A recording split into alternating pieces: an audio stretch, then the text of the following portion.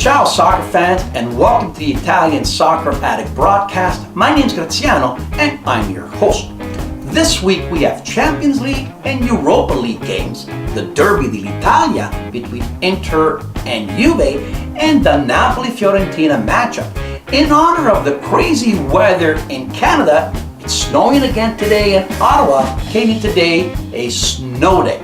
Let's see which one of these teams weathered the storm. Today, I'm also welcoming back to snowy cold Ottawa my good friend Jim Ifelici, who's been soaking up the sun in Cuba. Hola! What does that mean, Jim? It means in Spanish, I want to go back to Cuba. So Jim, tell me, what did you find hard? Cuban cooking? Cuban chilies? Or Cuban chiquitas? Pass. Smart move, James. In Champions League play this past Wednesday, Juventus welcomed Bayern Munich to Torino for the first of a home-and-home encounter. Even though Bayern dominated time of possession and got out to a 2-0 lead, Juventus fought back with goals by Dybala and Sturaro to earn a 2-2 tie. This was one of those games where the ref's vision may have suffered snow blindness, as he missed numerous infractions which could have given Juve the victory. I'm sending this ref to Siberia. Well, if you think the weather is crazy and unpredictable, how about these soccer results? In Europa League, Napoli, who went through the group stage undefeated and outscoring the opposition 22-3, gets knocked out by Villarreal after a 1-1 tie in Naples. And in both games, Europe's top scorer, Higuain, came up empty. Non ci credo! In the second match, Fiorentina traveled to London to face Tottenham after a 1-1 tie in Florence. In London, Fiorentina faced cold, wet rain. Tottenham put 3 in the sack and sent Fiorentina packing.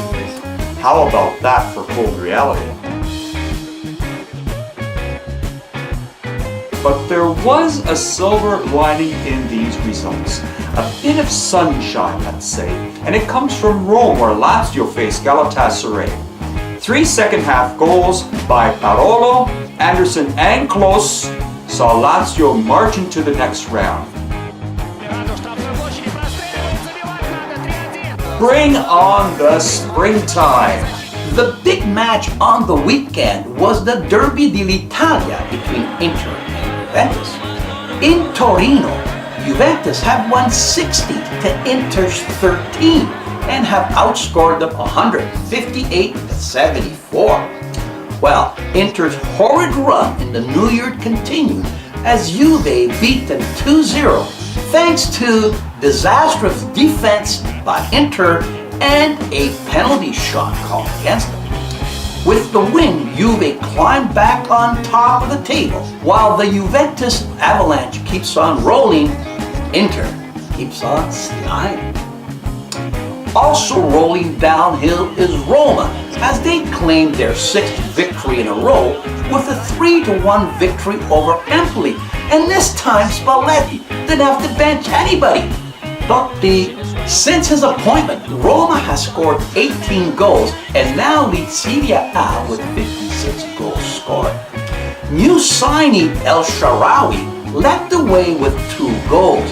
His first goal, a bend-it-like Beckham shot, is my goal of the week.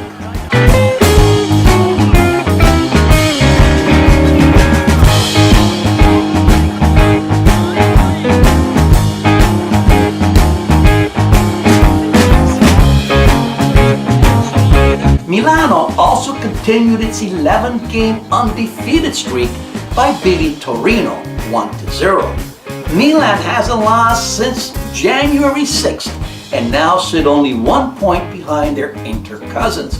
Weather warning, this team is hot. Other results saw Palermo tie Bologna 0-0, Carpi tie Atalanta 1-1, Chievo beat Genoa 1-0, Sampdoria beat Frosinone 2-0, as did Udine over Verona. Monday we'll see Lazio play Sassuolo, and the big match, Fiorentina take on Napoli. Can't wait. This is the Did You Know part of the show.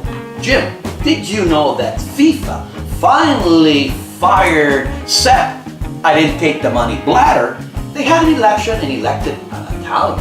Gianni Infantino is the new president of 50, son of an Italian immigrant from Calabria.